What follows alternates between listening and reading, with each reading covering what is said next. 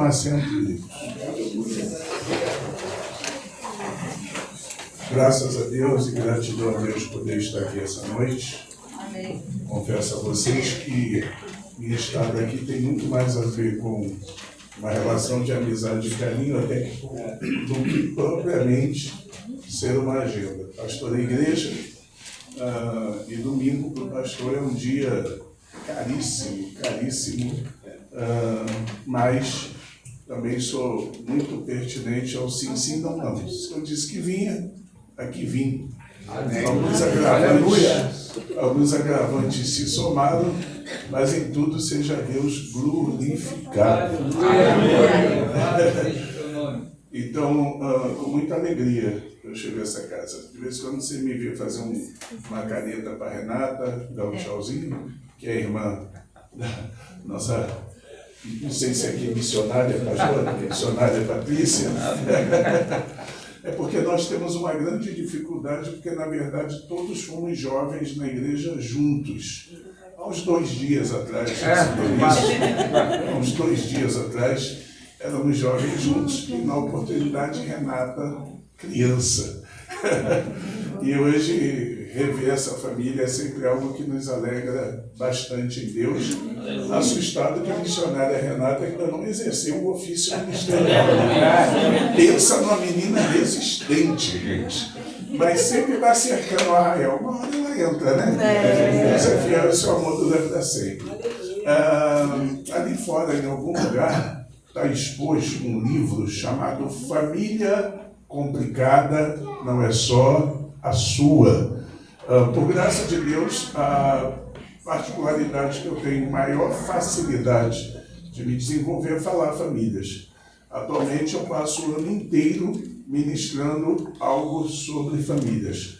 Tem hora que eu estou ministrando para homens, tem hora que eu estou ministrando para casais, tem hora que a gente ministra para palestra de pais e adolescentes juntos, e tudo em que gira em torno da minha trajetória da família. E eu entendi que era pertinente poder deixar alguma coisa registrada. Esse é o primeiro volume de uma série que nós estamos organizando. E Família Complicada Não É Só a Sua. Tem aqui 3 capítulos para solteiro, que eu digo que é uma boa base de te ensinar a sair de casa pela porta da frente. Hoje tem filhos pulando janela e depois pedindo para entrar de volta. Só que deixam marcas abertas, que às vezes a porta recebe com a janta, mas não recebe mais para habitação. Falo com os solteiros que vai abordar uma menina e é um absurdo, porque Gênesis capítulo 2, versículos 7 em diante, quando o homem termina de trabalhar, é que Deus deu mulher para ele. É verdade. A Bíblia diz, havendo um homem dando nome a tudo que existia, então o Senhor disse, não é bom que o homem esteja só. E a nossa geração hoje de verdade acha que tem direito de ter mulher sem ter trabalho, gente. Aí sai assim, não, pai, me dá o dinheiro para pagar um podrão. Não, irmãos.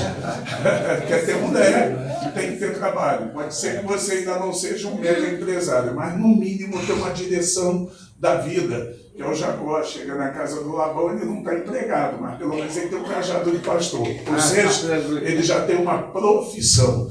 E aí a gente caminha nessa conversa, 3 capítulos para solteiro, 3 capítulos para casados e 1 de âmbito geral.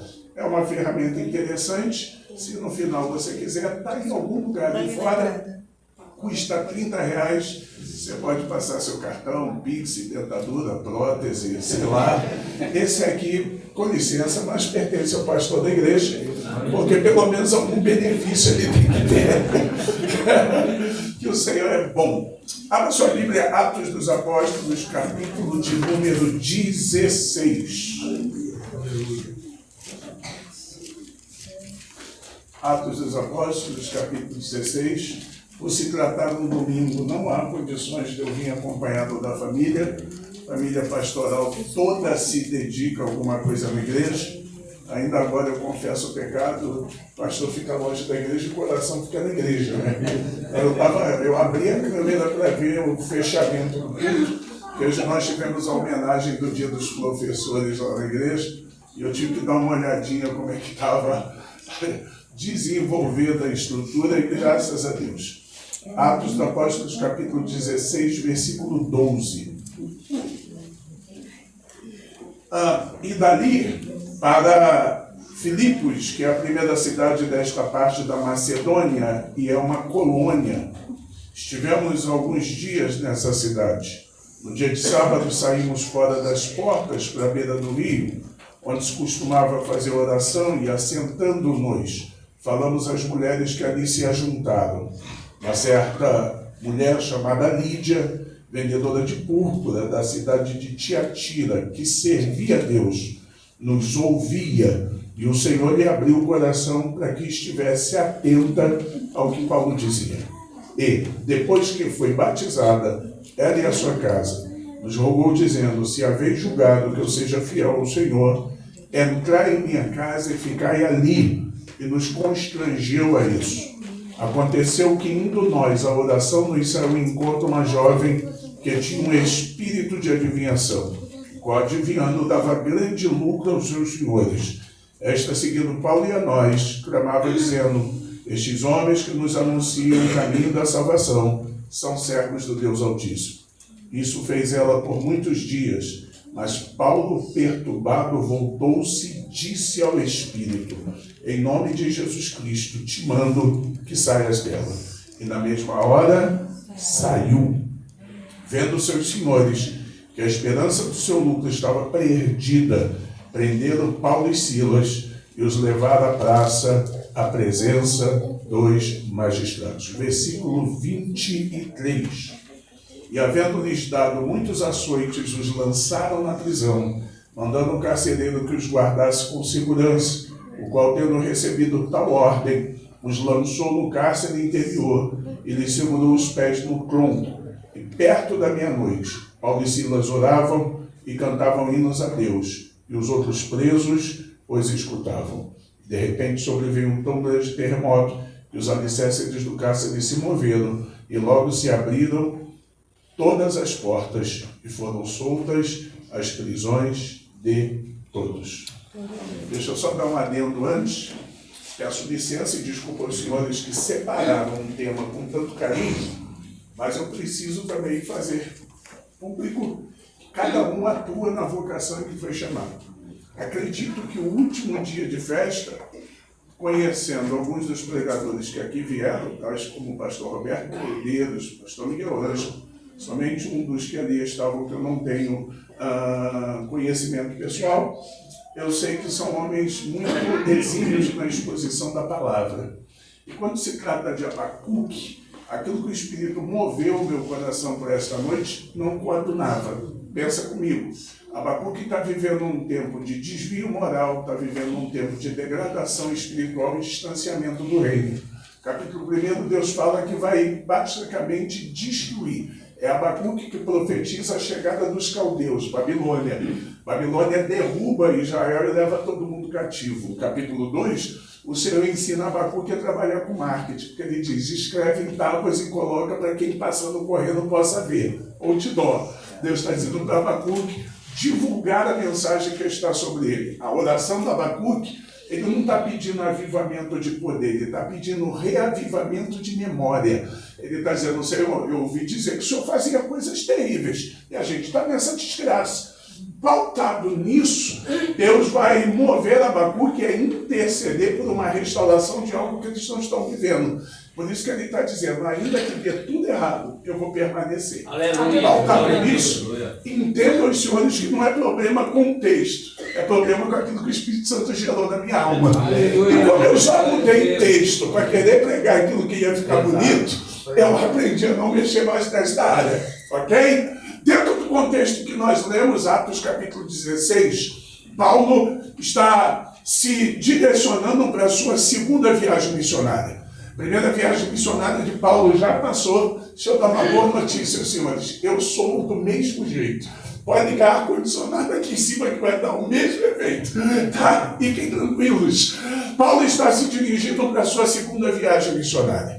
É bacana que quando você, se quiser fazer um paralelo apenas da expressão ouvir a palavra do Senhor e temer, capítulo 12 diz no versículo 9, que Paulo tem um sonho, uma visão de um homem na Macedônia dizendo: passa a Macedônia e ajuda-nos. É interessante porque Paulo intentava fazer o caminho da sua primeira viagem.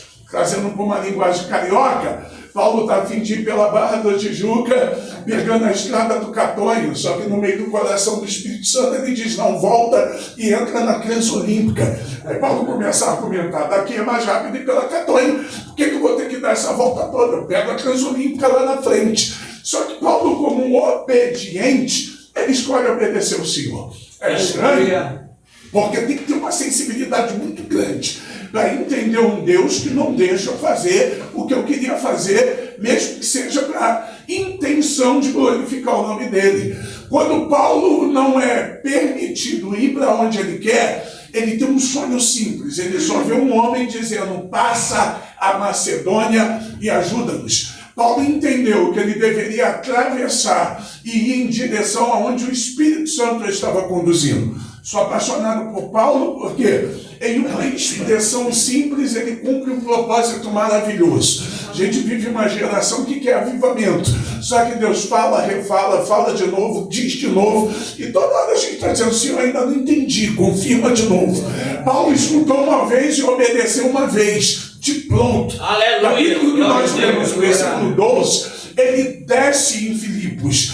Filipos é a primeira cidade dessa região que vai ser evangelizada por Paulo. Essa Filipos é que tem carta aos Filipenses, que o versículo mais famoso é pós todas as coisas naquele que me fortalece, que é o 4:13 de Filipenses. Só que quando Paulo chega, a igreja não existe, a estrutura não está formada. Melhor ainda, você vai olhar para o texto e vai ver que Paulo chega numa cidade que não tem igreja, não tem sinagoga, não tem reunião, nem lugar de reunião de fé. Você acabou de ler comigo, versículo 12. Versículo 13 diz que sábado saímos à beira do rio, onde se costumava fazer oração. Para pensar, não tem uma sinagoga. A sinagoga era a extensão do judaísmo longe da cidade de Israel. A extensão do judaísmo não chegou em Filipos. Não há uma organização religiosa de fé onde congregue um lugar de oração. Onde é que eles oram? Na beira do rio. E é bacana que o texto diz que tinha umas mulheres que costumavam fazer isso. É simples. A beira do rio não era lugar de culto. A beira do rio era lugar de trabalho. Quem já viu The Chosen sabe que naquela época não tinha essa máquina de lavar que tu reclama, que de vez em quando ela dá uma tremidinha e faz barulho. Naquela época lavava a roupa na beira do rio e batia na pedra para centrifugar. Então, na verdade, essas mulheres não estão na beira do rio fazendo culto. Elas estão ali fazendo serviço. Só que isso é coisa de menina. Menina entende isso melhor do que a gente. Porque elas pegam um lugar de trabalho e transformam o lugar de trabalho em lugar de culto. Se ela sabe, está fazendo arroz. Se botar um indo para tocar, o arroz corre risco de queimar. Porque a irmã começa a glorificar Deus. E daqui a pouco a mulher de silicone voa e ela fica ali adorando. A gente precisa aprender a fazer do nosso lugar de serviço o nosso lugar de adoração. Porque se o teu lugar de serviço for o teu lugar de adoração, você pode melhorar o ambiente desse lugar. A beira do rio é um lugar que tem culto, com oração, mas não tem palavra. É Paulo que chega e insere a palavra nesse culto. Palavra chega nesse culto, o ambiente muda, porque passa a ser um ambiente que vai ter um elemento que é resultado de oração em palavra. Qual? O texto diz que o coração de Lídia se abriu para que ela se convertesse ao Senhor, e sendo batizada ela e toda a sua casa. Ou seja, o culto de oração agora tem palavra. Tem oração, tem palavra, acontece salvação.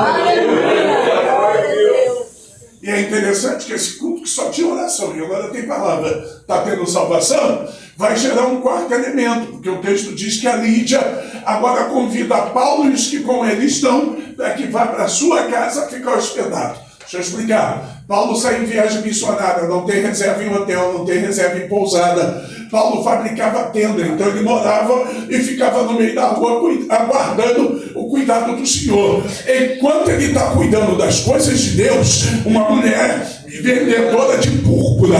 Púrpura era um tecido de maior valor naquela época. Então Lídia não é uma qualquer. Lídia é uma empresária de um segmento de grife, de alto nível, que se converte ao Senhor. Se convertendo, ela entende que esses missionários não podem ficar no meio da rua, leva para casa.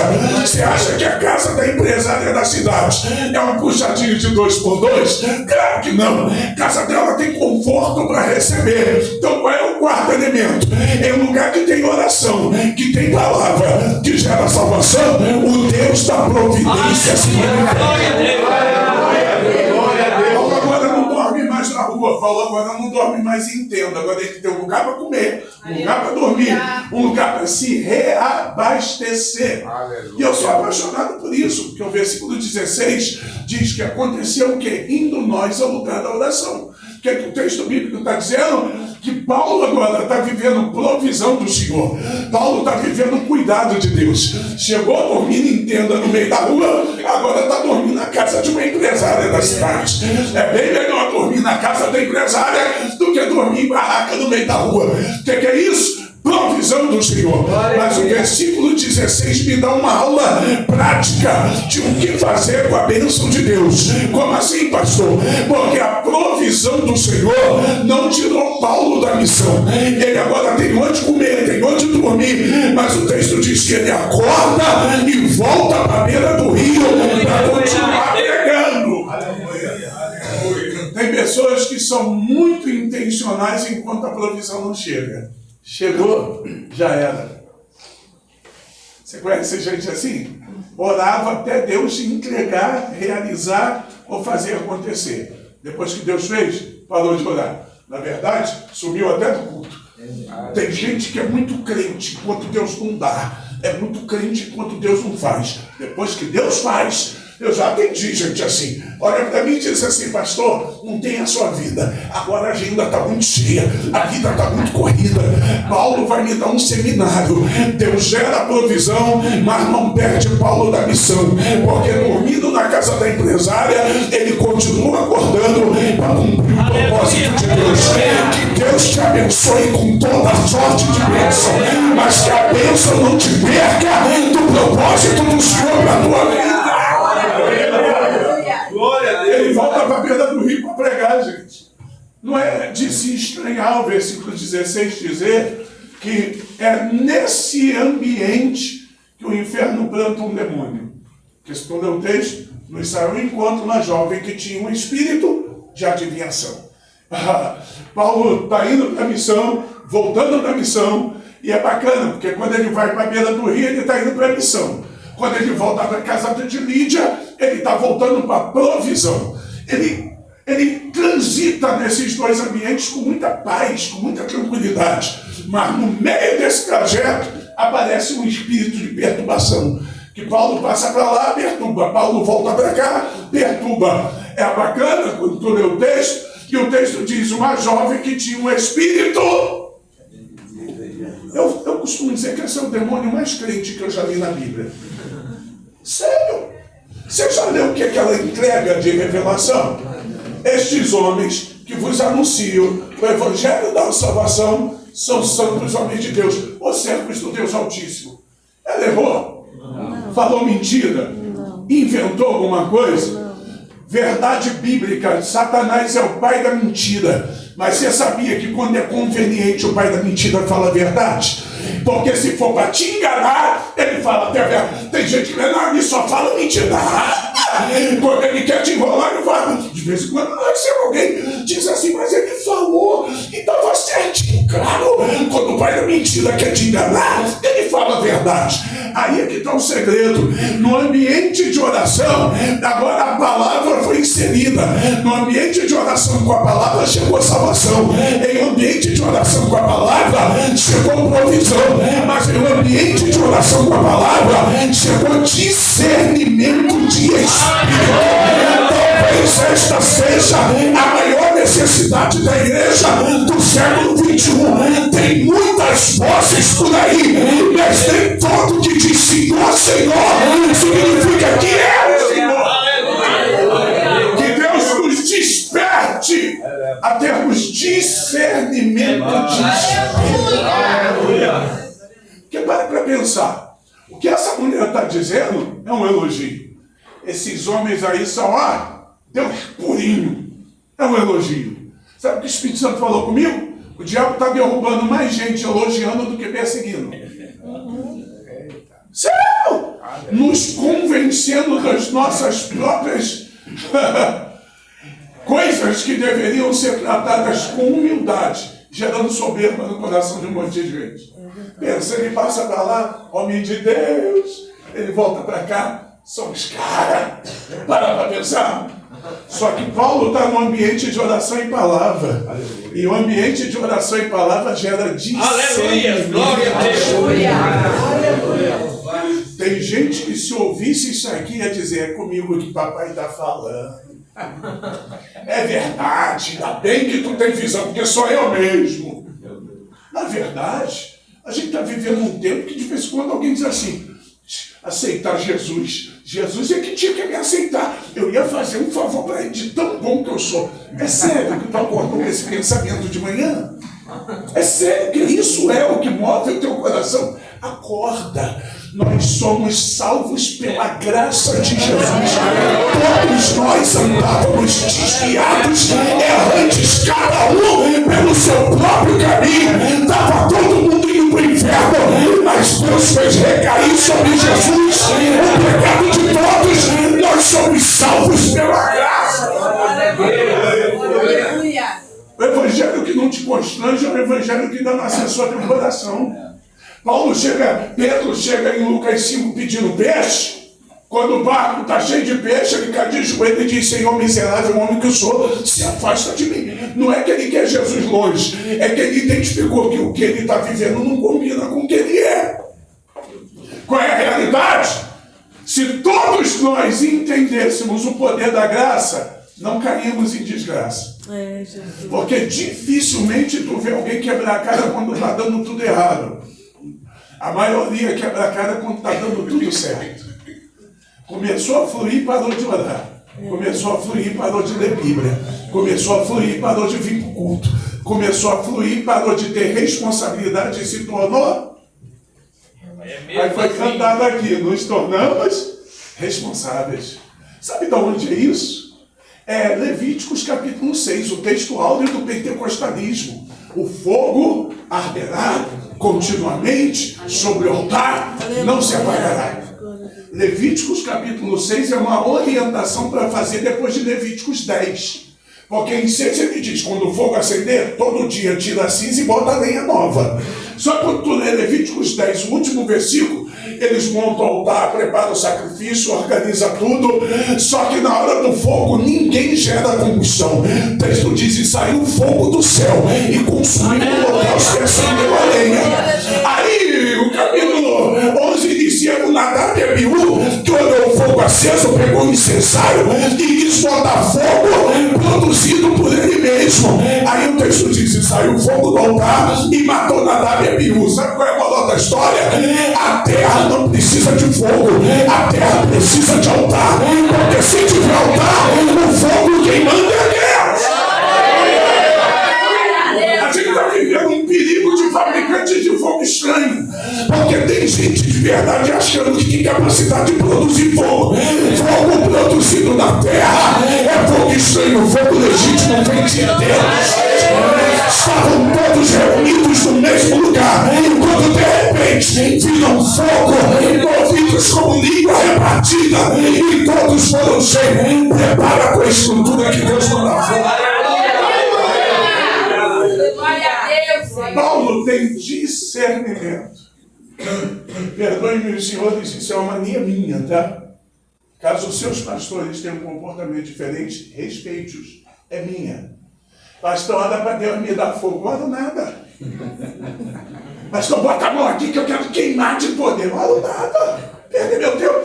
Fica comendo seu estudo, vendo Netflix, dormindo até meio-dia. Não leu a Bíblia, não faz uma oração. Aí quer que eu fique botando. Eu não sou fabricante de fogo, eu sou fabricante de altar. Eu te ensino a arrumar e organizar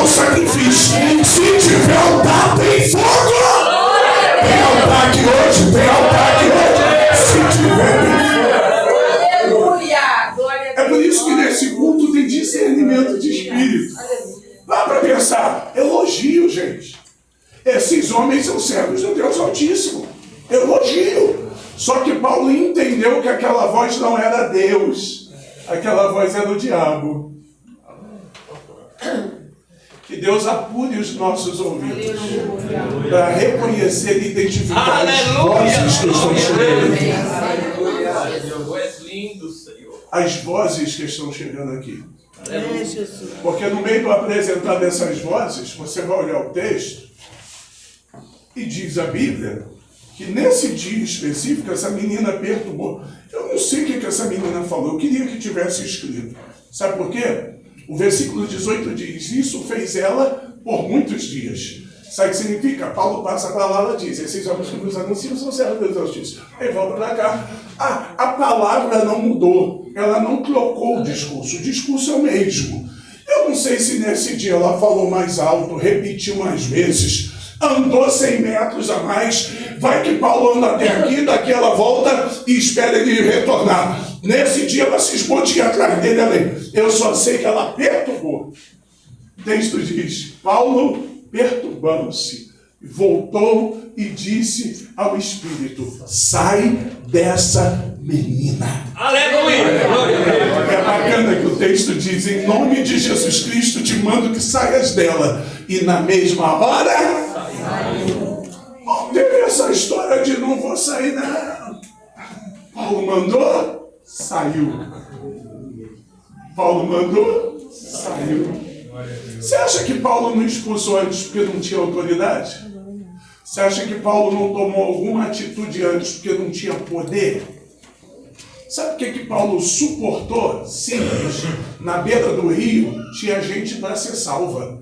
E Paulo sabia que se ele repreendesse esse espírito, a missão ia ficar comprometida. Então Paulo me dá uma aula prática. Qual? Suporta o processo por causa do propósito. Eu vou repetir. Suporta o processo por causa do propósito. Nós precisamos de saúde emocional para servir a Deus. Porque tem gente chutando balde à toa. E quando o balde roda e cai na cabeça, fica chorando. Aprenda, nem toda reação deve ser na hora que você identifica. Tem coisas que tu tem que sustentar. Quando você lê Filipenses, bota aí por favor, Filipenses capítulo 1, verso 1. Aleluia. Filipenses 1. Paulo e Timóteo, servos de Jesus Cristo, a todos os santos em Cristo Jesus que estão com os bispos e diáconos. A igreja de Filipos, que começou na casa da irmã Lídia, agora tem santos, membros, tem bispos e tem diáconos. Sabe o que significa? A igreja não ficou só com a família de Lídia, não. Cada vez que Paulo ia na beira do rio, ganhava mais um. Cada vez que Paulo ia lá, eu imagino Paulo indo pregar e dizendo, hoje eu vou ganhar um diácono. Eu imagino Paulo indo pregar e dizendo, hoje eu vou ganhar um pastor. Irmão, aprende, suporta o processo por causa do propósito. Quanta coisa se quebrou no meio do caminho porque você não teve estrutura. E depois ficou chorando e dizendo, se eu tivesse calado a boca naquele dia, se eu não tivesse feito isso naquela hora, ou se eu tivesse feito isso, a coisa não estava desse jeito. É Paulo. Ele sabe o que é. Sabe como resolver, mas ele também sabe que se ele resolve, ele não pode voltar na beira do rio. Então o que ele faz? Suporta. Só que chegou um dia que ela perturbou demais. Acabamos de ler. Perturbou demais. O que Paulo faz? Em nome de Jesus, sai dessa menina. Aí o versículo 19, joga o 19 aí de Atos 16, eu amo esse versículo. E vendo seus senhores que a esperança do seu lucro estava perdida. Sabe o que a Bíblia está dizendo? Nenhuma palavra na Bíblia é sem sentido. A Bíblia está dizendo que essa menina é escrava, porque ela tem senhores. E que essa menina que é possuída por espírito de adivinhação produz muito dinheiro. Só que o dinheiro que ela ganha não fica para ela, porque vai para os seus senhores. Alguém ganha lucro em cima dessa menina. Alguém fez desta menina um empreendimento financeiro para enriquecer.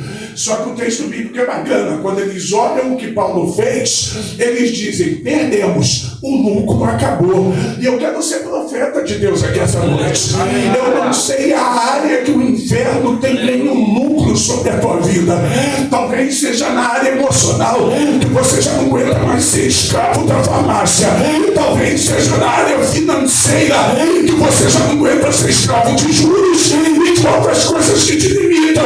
Talvez seja na área espiritual. Você está vendo o que não deve, ouvindo o que não deve, vendo o que não deve. Mas em nome de Jesus aqui hoje, sai da tua vida, porque o Deus de Paulo é meu Deus e Ele está aqui. E em nome de Jesus, a libertação e cura dessa casa alguém recebe.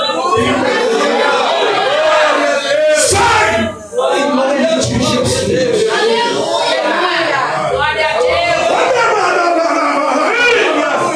Eu estou sentindo graça de Deus.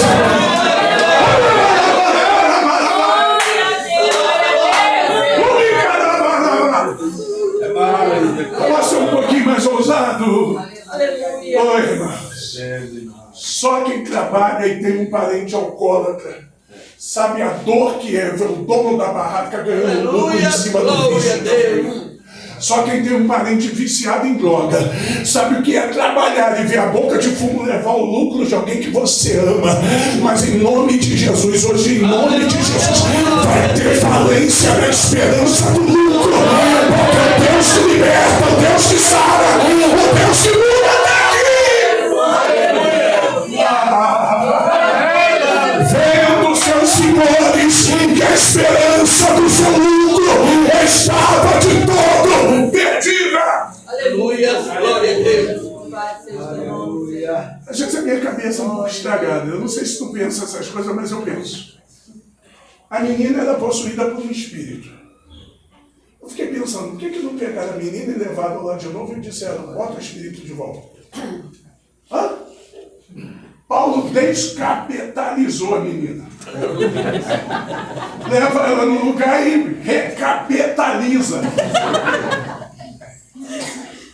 Arrancou o capeta, bota o capeta.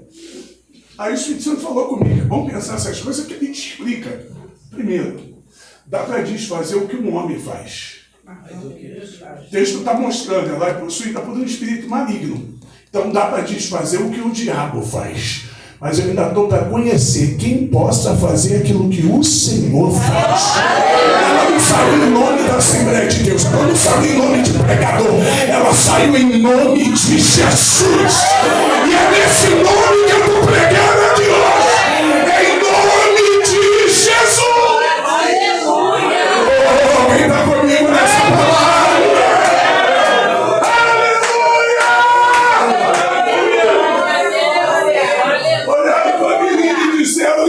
Já era. Aleluia. Não volta nunca mais. Glória a Deus, Senhor. Já era. Aí o texto diz que eles vão denunciar Paulo e Silas. Eles não ganham presente, eles não são levados para jantar, glória a Deus. não ganham aplauso, são retaliados pela atitude. Eu fico pensando na cena, porque no versículo 20 diz que apresentaram eles aos magistrados. E no versículo 23 que nós lemos, botam eles em praça pública e dão o que aqui a gente costumava dizer que é um pau baiano. Dão uma coça neles, um açoite. Açoite usava-se um artefato semelhante a um bambu bom, que batia igual aquele demônio da vara de goiabeira. Quem é que já apanhou de vara de goiabeira? Eu sei que tu já apanhou porque eu conheci mamãe em ação. A vara de goiabeira é do mal, gente. Porque quanto mais... Sabe o que faz uma surra de... Essa geração não sabe o que é isso. Vocês ficam reclamando de barriga cheia. Você não me ama, me tirou o celular. Ah, tu tinha que experimentar a vara de goiabeira para tu entender isso. No meu caso, a vara de goiabeira só parava de cantar. Não é porque ela quebrava, é porque ela ficava encebada na ponta e começava a escorregar e dava um musgo. Quem tinha que parar para lavar a mão? Eu disse, livramento. Paulo não apanhou de vara de goiabeira, mas um artefato tanto resistente quanto, que sentença romana era sempre atrelada a 40 execuções. Então pensa, rasga a roupa, deixa pelado em praça pública, amarra ele no tronco e vácuo. Paulo está apanhando por quê? Roubou alguém? Não. Matou alguém? Não. Cometeu algum desvario? Está apanhando porque é fiel ao Senhor. Pare de associar tribulação a demônio, porque fiéis também sofrem. Até porque se eu sou guiado por Deus, eu não tenho demônio conduzindo minha rota. Eu tenho o Espírito de Deus conduzindo a minha rota. Só que quando Paulo escreveu, todas as coisas contribuem unidas para o bem daqueles que amam a Deus. Se você é alguém que ama a Deus, Deus vai transformar essa dor em combustível para te impulsionar. Ah, era para tu estar dando glória.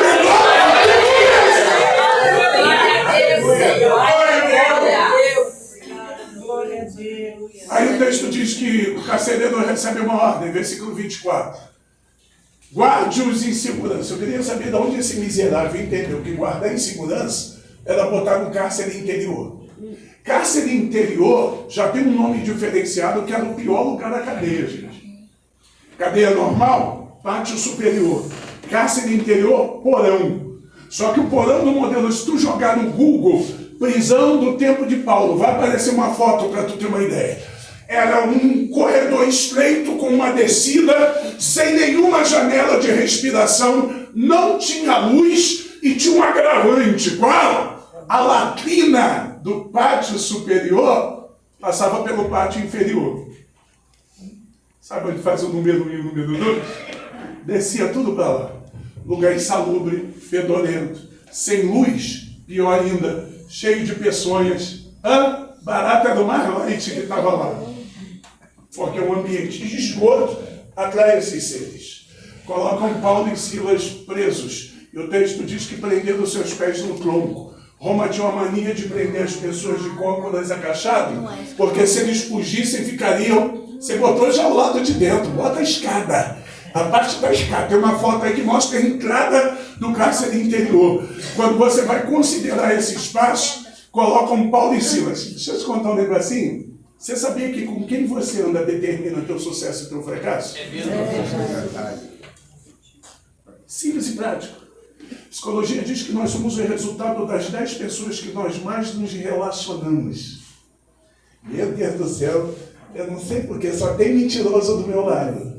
Eu conto de conta. Rapaz, esse pessoal que anda comigo é tudo atribulado. Espelho. É tudo 71. Oi, 72, tudo bom? Porque só anda junto quem concorda, gente. É semelhante. Lembra da lei? Os opostos e os iguais. Só que na vida é o contrário. Fica tudo grudado em bando. Isso é outra conversa. Volta para o texto. Quem está com Paulo nessa viagem é um jovem chamado Silas.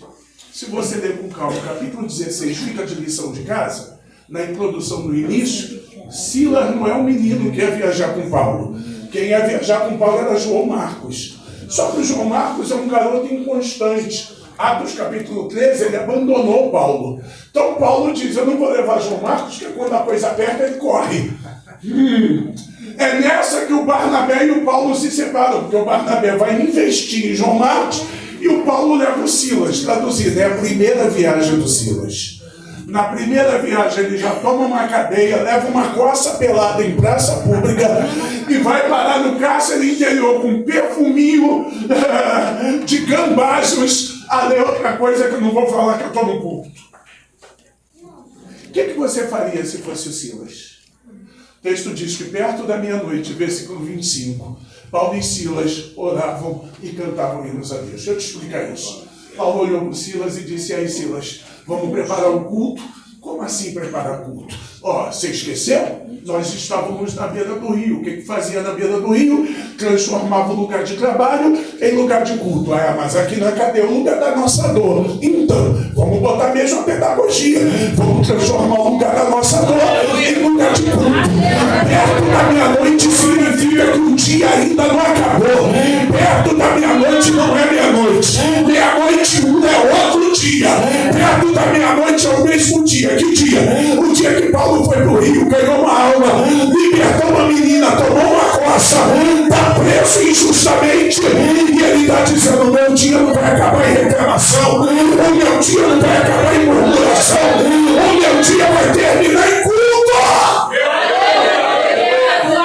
Vamos começar o culto, Silas. Vamos, Paulo, como vai ser?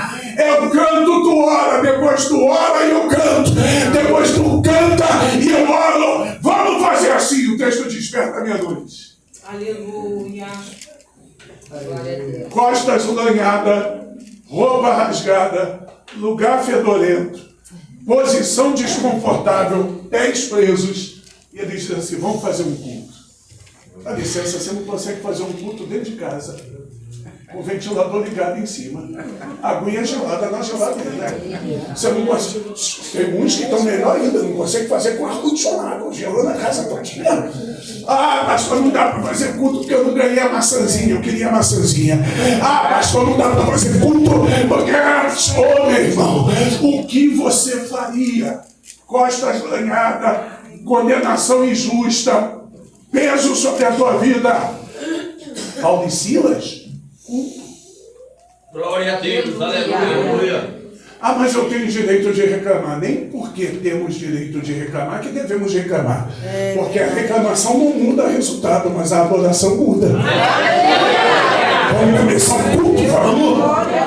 Irmão, a letra desse hino já não está escrita, porque se tivesse, sem existir a letra, já tem versão para tudo quanto é lado, imagina se tem. Começar. Aí o texto diz que perto da meia-noite Paulo e Silas oravam e cantavam louvores a Deus. E os outros presos? Não é estranho? Ali não tem um mais preso nem um menos preso. Independente da história, injusta ou não, é todo mundo? Tem dois que decidiram, num cenário de iguais, fazer diferente. Vou repetir, tem dois que decidiram, num cenário de iguais, fazer diferente. Aí tu vai dizer: mas todo mundo lá xinga, eu vou fazer diferente. Todo mundo lá arruma briga, eu vou fazer diferente. Todo mundo lá tá preso, mas você, alguém? Tem alguém entendendo? Levanta a mão. Celebra Jesus, vai!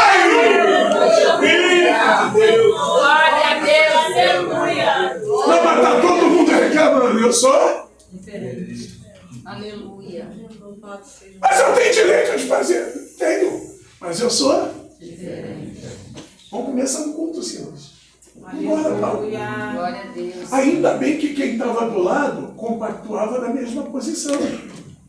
Desculpa, você fica perto dessa maluca que tu diz: eu quero me matar, ela diz: eu dou a faca. Você fica perto desse retardado que tu diz: meu casamento está em crise, eu boto alguém na tua fita. Você fica perto desse daí, irmão, que só te leva para coisas que aumentam a tua prisão. Quem você coloca do teu lado determina teu sucesso e teu fracasso. Quem está do lado do Paulo é alguém que se aliança na mesma fé. Ele diz: minhas costas estão arrebentadas, a tua também. O lugar é fedorento para mim e para você também. Tá bravo aqui, tá bravo aí. Mas vamos terminar desse jeito. Quem tu tem de ler? Vamos começar o culto. Bora! Tô dentro. Que Deus nos cerque de pessoas que nos conduzam para perto de Deus. Levanta essa mão aí, a presença do El Shaddai está aqui nessa casa.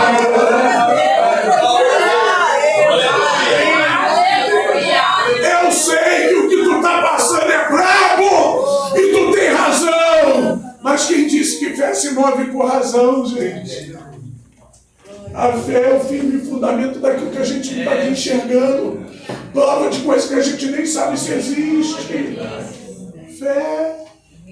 Vamos fazer um culto. Imagina o Senhor se levantando do céu e dizendo: anjo, chega aqui. Vai lá. Glória a Deus, aleluia. Eles estão louvando o Deus que não livrou, o Deus que não curou, o Deus que... Rapaz, tem gente que não consegue louvar o Deus que dá. Nessa minha vida de pregar, terminou de pregar, veio um pastor, meu testemunho é forte, foi contra. Eu estava com câncer, abri umas fotos que dava vontade de embrulhar o estômago. Você era? Rapaz, o que aconteceu? Deus mandou um povo lá no hospital, oraram, pastor. Olha, nem os médicos entenderam. Jesus me curou como eu estou hoje. Eu falei, rapaz, e aí? Quanto tempo tem? Já tem tanto tempo. Você é dessa igreja? Não. Serve a Deus em outra? Não, pastor, ainda não aceitei Jesus, não. Eu falei, se eu sou Deus, eu te mato, miserável. Eu falei, tu está me dizendo que tu sabe que foi Deus que fez isso. Não tenho dúvida. O médico já tinha dado ultimato. Deus fez isso. E você não consegue ter uma vida grata a Deus servindo a Ele. Estou esperando Ele fazer a obra. Eu falei, morrer. Tem obra melhor do que essa.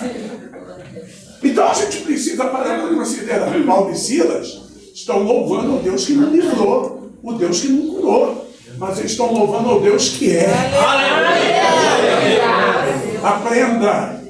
Quando Deus não livra, não é porque Ele não te ama. É porque Ele tem um propósito maior dentro da situação.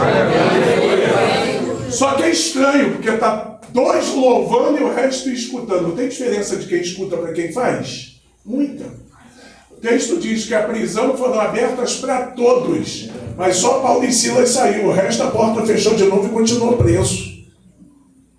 O carcereiro, quando acorda, porque o texto bíblico diz que deu um terremoto, todas as portas estão abertas. Todas as cadeias estão abertas. A corrente quebrou e a porta se abriu. Terremoto de Deus.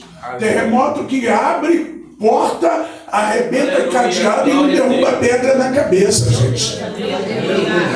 Você já parou para pensar? Eles estão num porão da cadeia, tremeu, abriu a porta, abriu a cadeado, mas não derrubou pedra na cabeça. Porque terremoto de Deus é diferente de terremoto do diabo. O do diabo tira de casa e leva para a rua. O de Deus já lá no meio da rua busca e traz de volta para casa. O do diabo destrói tudo que está de pé. O de Deus pega o que está de pé, abre o que tem que abrir, desprende o que tem que desprender e não derruba nada. Ah, você era para estar doido. Deixa eu denunciar um negócio. Eu sou pastor da Igreja Batista, irmão. Eu estou dando mais glória do que você. Era para estar com as duas mãos no alto. Que vai tremer lá na tua casa. Vai tremer. Tem terremoto de Deus passando.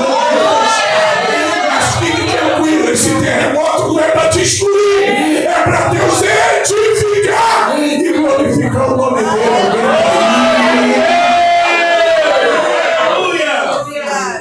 Deixa eu te contar um negócio. O carcereiro é residente nessa cadeia. Ele não só tem a chave da prisão, como ele mora na prisão. Se ele mora na prisão, que dia que esse carcereiro ia conseguir ir lá no culto da beira do rio? Já que o carcereiro não consegue ir lá na beira do rio participar do culto, o que Deus faz? Traz o culto da beira do rio para Deus. Glória a Deus. Entendeu? Pastor, não sei para que eu fui parar nesse hospital. Quanto mais rápido tu entender, mais rápido tu sai. Tem alguém da enfermaria que Deus quer usar você. Alguém que não ia vir aqui em sua carne. Mas já que não veio, Deus botou você. Aleluia! Pastor, passei um processo. Eu estou aqui nessa fila, 3 horas na fila. Cheio de alma do teu lado e tu não ganhou ninguém. Tem gente que não vai vir na igreja. Mas Deus leva você até lá, acreditando que tu vai entender que é oportunidade. Você conhece o capítulo. O carcereiro disse, senhores, que preciso, capítulo 16, do 30 a 31, que preciso para que eu seja salvo? Paulo disse o texto áureo do evangelismo, crê no Senhor Jesus e será salvo tu e tua casa. Na mesma hora o carcereiro tirou-os e os levou para sua casa e ouvia a palavra. Eu acho que é o 3:3, vê se é o versículo 33, joga aí. Do 16 mesmo. Aleluia, E Deus. tomando eles consigo naquela mesma hora de noite, lavou-lhes os vergões e logo foi batizado ele e toda a sua casa. Sabe o que é os vergões? Bota o 34 também. Então, levando-os à sua casa, dispôs a mesa e na sua crença em Deus alegrou-se com toda a sua casa. Para pensar. Ele tira eles da cadeia, senta com eles. Paulo começa a pregar para eles. Ele pega remédios e começa a lavar os vergões, as feridas das costas deles. Isso aqui é redundante. Pessoas feridas ferem, pessoas saradas saram. Não podia ser a faca que feriu, mas foi a cura que Deus gerou. Curando o carcereiro do pecado, o carcereiro agora está lavando a ferida de Paulo. Acorde, o caminho mais curto é uma restauração de paz. É o Evangelho de Jesus. Prega! Glória a Deus. Glória a Deus. Não foi o que Deus disse para Abacuque? Pega a mensagem, coloca no outdoor para todo mundo ver. A mecânica que existia na época era essa. Hoje em dia, será que Deus pode usar o teu WhatsApp? Você fica mandando piadinha, mas nunca mandou um versículo. É verdade. Você fica mandando fofoquinha do Fuxico Gospel, mas nunca mandou um versículo. A gente está servindo com muita facilidade à vida e ao diabo, achando que tu não tem nada a ver. Ainda hoje, Nabucodonosor entra nos nossos territórios e saqueia o que é nosso. Mas Deus hoje conta para alguém que diz: sobre a minha guarda estarei e ficarei atento. É o que o Senhor me diz.